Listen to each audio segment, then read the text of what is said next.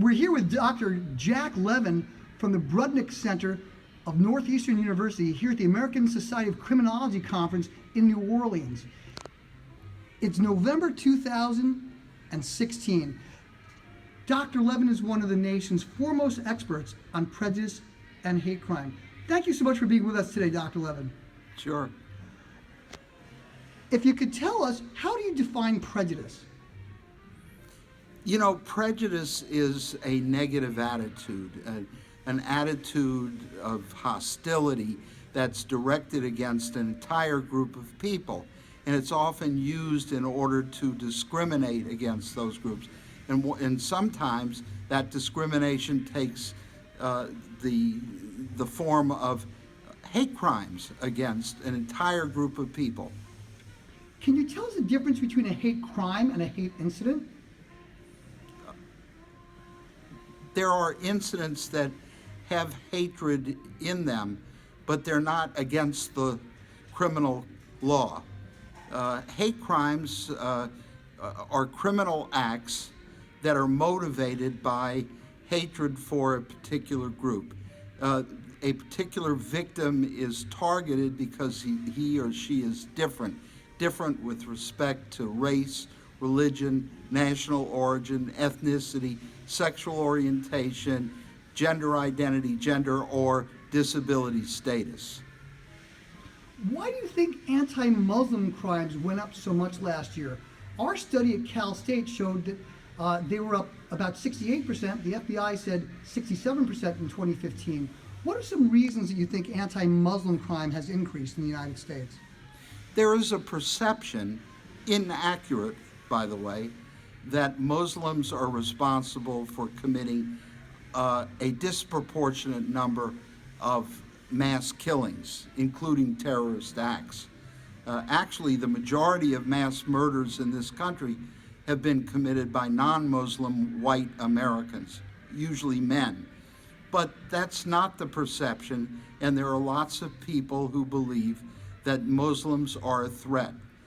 In actuality, there are many Muslims in American society who are prosperous, well-educated, very loyal to the country. The last thing they would want to do is commit a violent act against us.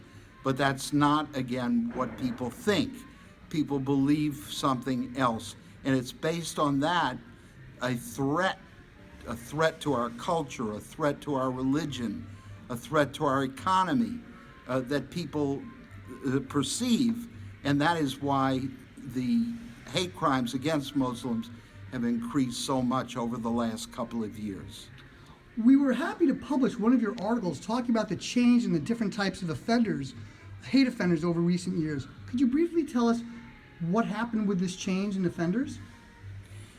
Before 9/11, the majority of hate crimes were committed by young people, especially teenagers, for the thrill, for the excitement. Young people would go out in a group on a Saturday night looking for someone to bash or assault or maybe vandalize. But after 9/11, things changed profoundly. And for about 6 months after 9/11, in September 11, 2001, we found that there was a 1,600% increase in hate crimes against Muslims and Arabs in the United States. And then after that, there were lots of groups that seemed to many Americans as being out of the mainstream, foreigners, outsiders, the other. And as a result of that, people felt that hate crimes were an appropriate response to what was seen as a major threat. For example, in 2003, after Massachusetts passed the first gay marriage law, people felt threatened by that, and so hate crimes against gays and lesbians in the United States increased precipitously. In 2010, when the unemployment rate peaked at the same time that the number of immigrants in this country also peaked, well, people felt that their jobs were at risk, and they blamed Latinos, and we saw a tremendous increase in Latino hate crimes during that period of time. And certainly, we're seeing again an increase in Muslim hate crimes simply because they are seen as a threat to our survival.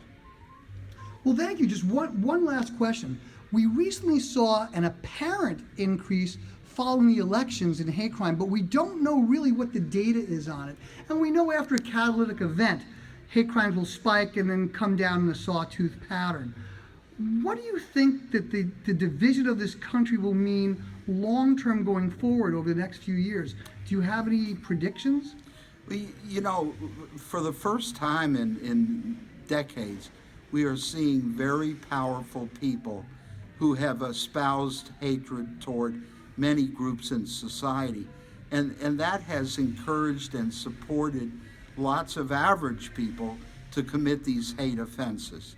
But I think we may be in for more of the same depending on the state of the economy in the next 8 years.